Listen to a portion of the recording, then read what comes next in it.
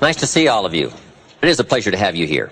We're going to talk about leadership skills for the 80s. One of the greatest experiences any of us can have is the experience of influence. To persuade somebody that we've got a good idea, or to persuade somebody to buy a product or consider a service. To be able to influence somebody to a way of life, a product, an idea, a company, a corporation, an enterprise.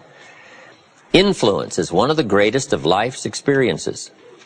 And I would like to talk about that in this series of lectures. The chance to influence somebody else, their thinking, their future, maybe their lives, is a great experience. And all the way from being a manager to an executive to being a parent, we all have in some respects the chance and the opportunity to influence somebody else. Now the key is to develop the skills to do it. There's one thing in doing it casually, another thing in doing it haphazardly, and the other is to do it on purpose by learning the skills. And that's what I'd like to cover in this series of lectures. Gathering the skills to help influence people to a way of thinking, to a product, to an idea, to an enterprise, or just to a better life. The skills of leadership. First of all, just in preliminary, let me just give you a list of what I hope you'll find in my series of lectures this time. Here's the list. Number one, sincerity.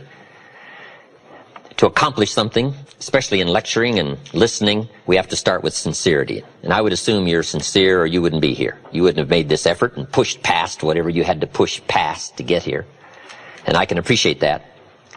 So we first of all start with sincerity, and hopefully you'll find me sincere. I really have come by to bring value for your time and effort and consideration. But I've got a good note for you to make. Sincerity is not a test of truth. Sincerity is not a test of truth.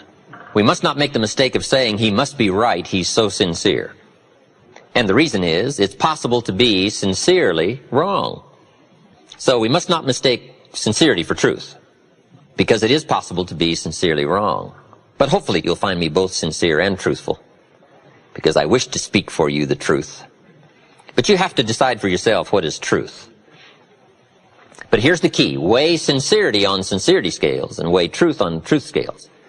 We don't weigh truth on sincerity scales. Next, I hope you'll find in our series two major things: ideas plus inspiration. If you want your life to change, here's the source of it all. Ideas plus inspiration. Now, ideas are not that far away. In fact, I've got a good phrase for you to consider. This will serve you well for the rest of your life. Everything you need is within reach. Everything you need is within reach.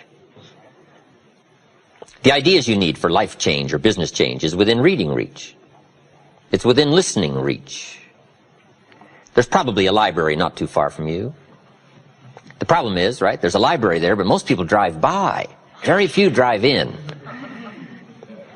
Poor Andrew Carnegie, right, set up all these libraries across the country thinking everybody would stop by. Saying, no, everybody's going to drive by. He thought sure they were going to stop in. Do you know how many people own a library card in the United States? 3%. And guess how much they cost? Nothing. Wow. But see, it's within reach. Now, the key is, who's going to reach? There's a simple Bible phrase, and I'm an amateur on the Bible, but here's what it says. If you search, you will find. But it's very important to know that finding is reserved for the searchers. We don't find what we need, we find what we search for. Needing is not the prerequisite to getting value. You can't be a needer, you have to be a searcher. But if you'll search, if you'll try, if you'll go, if you'll listen, ideas are within reach. And ideas are life-changing. There's nothing so powerful as an idea whose time has come. A business idea, a social idea, an investment idea, a good health idea. All you need is just the refinement of an idea to make an impact on your life. Gather treasure, gather equity, gather wealth. Because it doesn't take much to make a significant difference as the time passes. You might draw a little circle. This is where you are. 10 years from now you could be here, or 10 years from now you could be here. And the difference in 10 years between here and here could be significant. in money and lifestyle, treasures, equity. In 10 years, an incredible difference. But right here, a small difference in the change of discipline, the change of thinking to start you on this journey versus this journey. Now, it's also very important intellectually to know whether or not you're headed this way or this way. And once you decide, 10 years from now, I think that the gathering of my intellectual and personal and spiritual and moral and economic treasure may not be that great. The key is to start right now making these changes to walk this new road. But here's what's exciting to me. Just a few daily disciplines makes a great deal of difference in 1 year, 3 years, 5 years. Just a few daily disciplines. And that's what I'd like to talk about in this series, just these few daily disciplines that make the difference, whether you wind up here or here. Good question. 10 years from now, you will surely arrive. The question is, where? We don't want to kid ourselves about where. We don't want to kid ourselves about the road we're walking. I had a day shortly after I met Mr. Schoaf called "Do Not Kid Myself Anymore" day. I don't want to go disillusioned anymore. You know, I was using the cross-finger theory back when I was 25, 24, 23. I finally decided that the cross-finger theory was not going to get me what I wanted. That isn't where the treasure lies. That I'm going to have to make sure which of these ways I'm headed. But a few reading disciplines and a few disciplines of mind and a few disciplines of activity, and you can make all the difference in the world whether you wind up here or whether you wind up here. Okay. But just a few changes. Sometimes we get the idea that we're doing about 10% and there's about 90% more that we need in order to make the difference for our fortune. And probably the opposite is true, right? We're doing enough things to have arrived here today. We're doing enough things to have bought and shared in the good life so far. And maybe all you need is that extra 5%, 10% of intellectual change, activity change, a refinement of discipline, a refinement of thought. And all we need is the ideas to make those simple changes. And the equity starts gathering in 1 year, 3 years, 5 years, 10 years. I have a good comment for your notes. Now's the time to fix the next 10 years. Now's the time to fix it. Now, sometimes you have to come to grips with reality and with truth. That's what was good for me when I met Mr. Schoaf. I was 25 years old. He was 44 years old. And he brought me a wealth of experience, and he started asking me the tough questions. Big question, he said, are you reading the books that's going to take you where you want to go in the next 5 years? Excellent question. See, you want to make sure. I would assume for all of you, to get where you want to be in the next 5 years, you're either reading the right books or you're not. That's kind of a brilliant statement, right? You're either engaged in the disciplines or you're not. But here's what we don't want to engage in. Disillusion, right? Hoping without acting. You know, wishing without doing. So the key is to take a look and say, where am I? What could I do to make the changes, to make sure that I can take more certain daily steps toward the treasure I want, the mental treasure, the personal treasure, the spiritual treasure, the financial treasure. I don't want to make any errors. Now's the time to adjust my daily program to take me where I want to go. So hopefully I'll have some ideas to share with you that might help make just a few adjustments. And in lecturing for especially the last 16, 18 years, I've got some letters and some personal testimonies of people that have done such remarkable things with just a few suggestions that it is worth taking the time. And that's what I'm here for. To do a little coaching. A good note for you to take. We could all use a little coaching. When you're playing the game, it's sometimes hard to see it all. And if you just take a breather, take a little time out. That's what we're doing here in this lecture series. Take a little time out. Listen to someone's experiences, which is what I want to share with you. My experiences, my ideas. And see if it might cause for you a little moment of correction so that you can make some changes that'll add up to some extra worth in the next 1 year, 3 years, 5 years. So, ideas, I hope you'll find here during this series. All kinds of ideas, health ideas, enterprise ideas, living the better life ideas, and primarily for this series, skills of leadership ideas, next key word is inspiration. Hopefully you'll find some inspiration from this series. Inspiration is a mystery, why some people are inspired and some are not. Who knows what that mystery is? Emotional vitality. Some people have this incredible zest for life and an appetite for living well and doing well, and others seem to take the ho-hum attitude, let it slide, and hopefully it'll work out anyway. I don't know what the difference of that is. But it is exciting to watch people who are inspired. But I think the key to it all is self-motivation. Self-motivation. The guy says, boy, if somebody just come by and turn me on, hey, what if they don't show up? Right? You got to have a better plan for your life. Personal inspiration, drawing emotional vitality from life and the challenge, going for it. We all admire that. Hopefully you'll find some of that as we study together. And here's what I hope you'll find also during this series. Guidelines for translating response into results. I just want to share with you some of my insights, some of my experiences. I belong to a group that does business around the world. We've discovered a lot of ways and means, and methods, and ideas. I just want to share that with you from my own experiences and hope that it will serve as guidelines. But I'd like for the guidelines to translate response into results. Now, just a personal word. I don't know where I've caught you in this particular lecture series. Maybe this is springtime for you. You've got a new opportunity going and no telling what you're going to make of it, and you're all excited. I congratulate you for that. Maybe some of you, we've caught you in harvest time. If we knew your story, we'd let you give this lecture. I'd be happy to sit down, let you translate to us your story and your experiences and your success. Maybe you're celebrating, and maybe this series of lectures I've come along has caught you celebrating. Maybe this is the summertime for you, when sometimes the going is tough, and the weeds are attacking your garden, and the bugs are after your values. Summertime is an interesting time. It's not that easy to last from spring till fall. Summer's a test, and especially when the creditors are calling. We have a tendency to walk out in the field and say, grow, crop, grow. They are on me. So I don't know, maybe we've caught you in a testing time. Maybe this is challenging time for you, the summertime. Maybe I've caught you in winter. And I'm sure we've all had some of those winter times, sort of desperate times, decision-making times. Maybe I've caught you in this series at the fork of the road, and some of the decisions you make in the immediate future are going to have everything to do with your next 5 years, 10 years. And I've been to a few of those called forks in the road. I mean, which way do you go? What do you select now as your next path of opportunity? And maybe these are trying times for you. Winter can be a source of trial when the push is on and the press is on.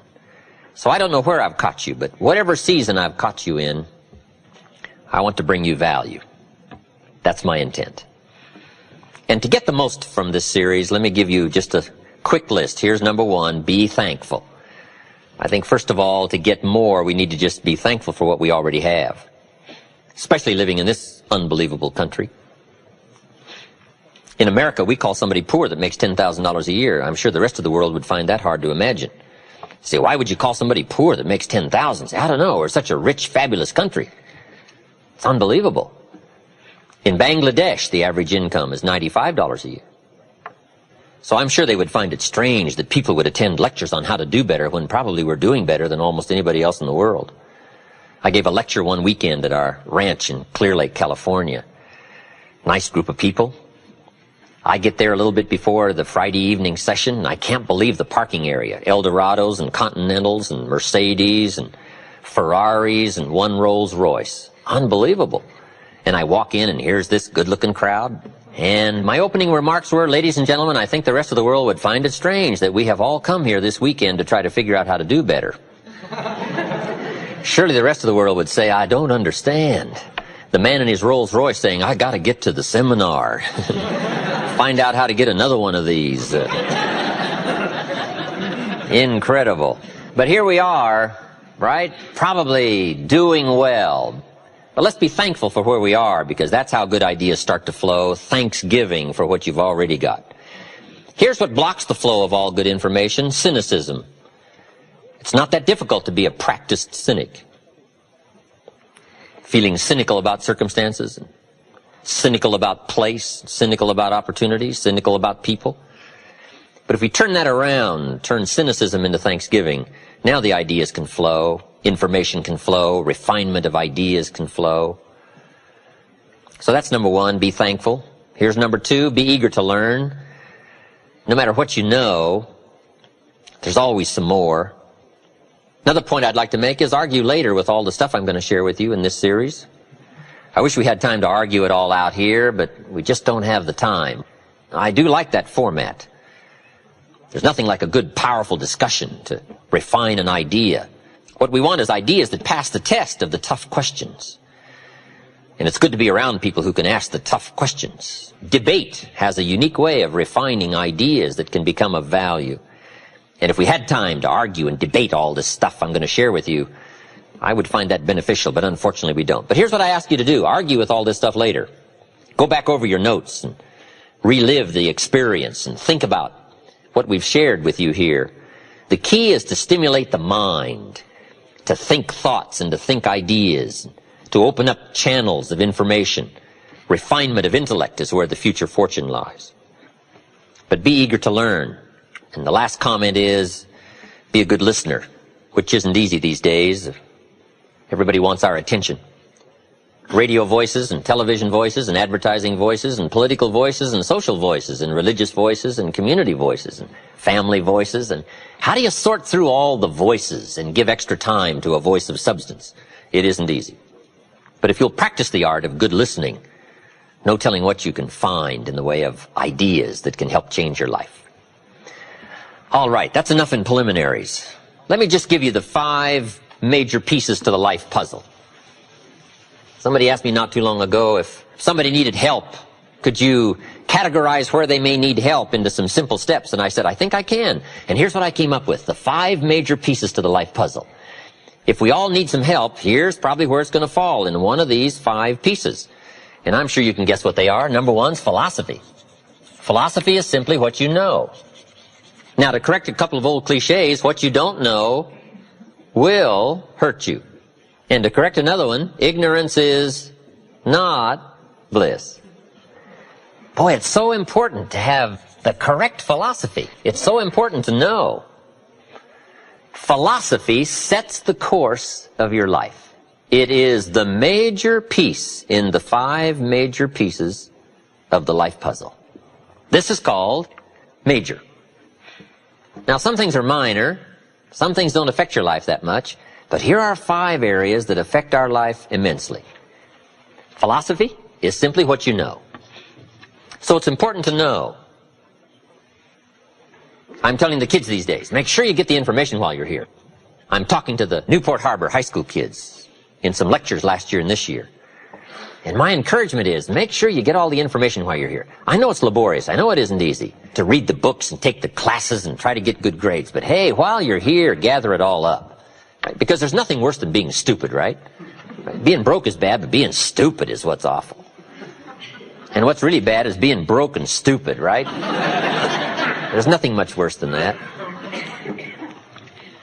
Unless you're sick. Sick, broke, and stupid, right? We would call that the ultimate low. I don't know anything much worse than that. Well, maybe one more. Ugly, sick, broke, and stupid.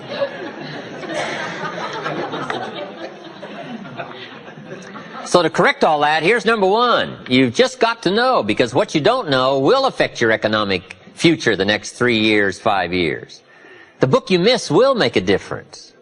Right? The information you don't get will make a difference in the legacy of your equities over the next few months, the next few years. So philosophy, this is where it all begins.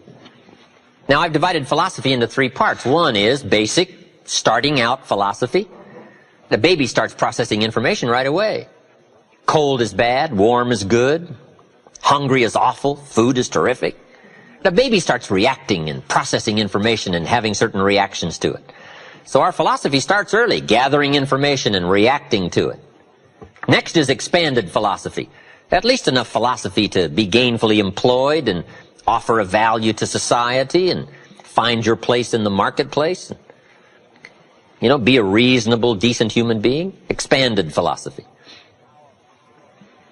But now how do you become wealthy and powerful and sophisticated, influential and unique? Simple word, refined philosophy. The refinement of philosophy. The extra studies and the extra books and the extra classes and the extra thinking, the extra pondering, the extra give and take of testing ideas and debate and discussion. That's where the extra life comes from, is in the dimensions of refined philosophy, the extra thinking. And these are the steps of intellectual discovery that a lot of people just don't want to take, or they're too busy to take it, or it presents itself in too strong and tough a manner, these extra skills. But I'm telling you, once you start engaging in these extra skills, you won't ever want to go back. This new intellectual discovery is where the wealth is. It's where the happiness is, the good life, influence, power. Refinement of philosophy.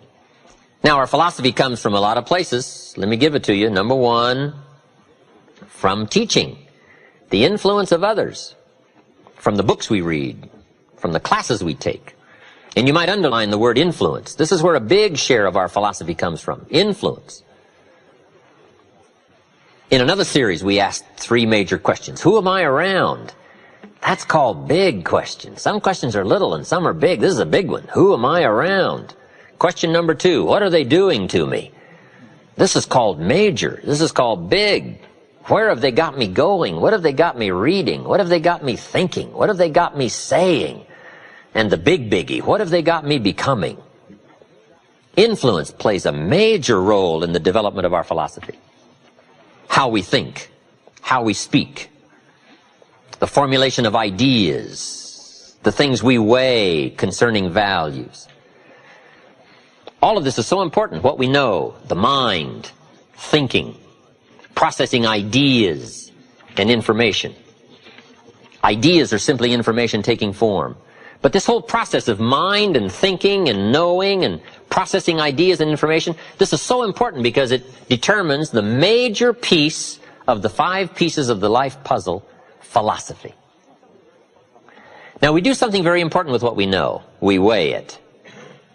We put it on our mental scales and we weigh it. And I don't know, we may give it a number from 1 to 10. Probably not consciously. But if we hear something and we come into possession of some information and we give it a 10, we'll probably act on it right away. If we give it a 1, we'll probably let it slide.